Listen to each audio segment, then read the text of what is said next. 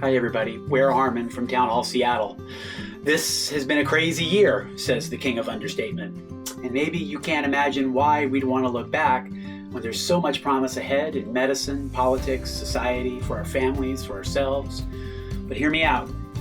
In my own politics and personality, I used to be the kind of person who was always working on or toward something. I used to say that I lived a lot in the future and a little in the present. The last few years of my life have taught me not to place too much stock in future plans that look beautiful but are far from promised. So now I tell people that I choose to live mostly in the present and a little in the past. So let's do that. Let's look back. Last March, it was hard to leave a building we had just created together only 6 months after reopening. But Town Hall is such a perpetual motion machine, the decision to bring programs online was made pretty quickly, out of the belief that with all this uncertainty around us, our events could be useful in the present for their information and their energy, but also as a comforting reminder of the curious, engaged community we built together in happier days.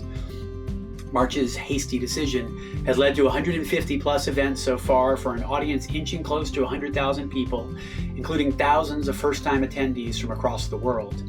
Virtual events have originated in London and Los Angeles, Boston and Berlin, and often feature conversation partners that wouldn't be possible in the analog world. It will not be an exhaustive list, just exhausting, I bet, but I want to go back for a minute. Consider this your invitation to look back with me toward incredible conversations between activists Michael Eric Dyson and Robin DiAngelo, Jane Fonda and Elizabeth Lesser, commentators Michael Sandel and Anna Devere Smith, nonprofit leaders Steve Davis and Chelsea Clinton, comedians Mike Birbiglia and Michael Ian Black, critics Alex Ross and Ann Powers, authors Michael Denzel Smith and R.O. Kwan, journalists Bart Gelman and Carol Lenig, and that last one, I will still tell anyone who asks, that's one of my top 10 favorite Town Hall events of all time.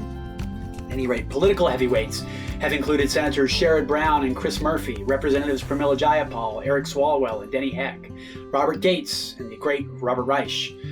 In arts and science and the broader culture, Samantha Irby, John Luther Adams, Dale Lepore, Mario Livio, Aaron Brockovich, Janam Mengistu, Sister Helen Prejean, Robert Putnam, Marion Nessel, Howard Gardner, Nicole Hannah-Jones, Andre Gregory, David Eagleman, Lulu Miller. Earshot's first ever all-virtual jazz festival, Japanese comedy from Katsura Sunshine, and a most unusual residency by our dear friend Joshua Roman. This is just a part of what you've missed if you've been focused on a COVID-free future. I hope you'll take a little time to look back at what we've accomplished together this year. It's all still there for you on our website under digital media. What we've missed might sound corny, but it's you.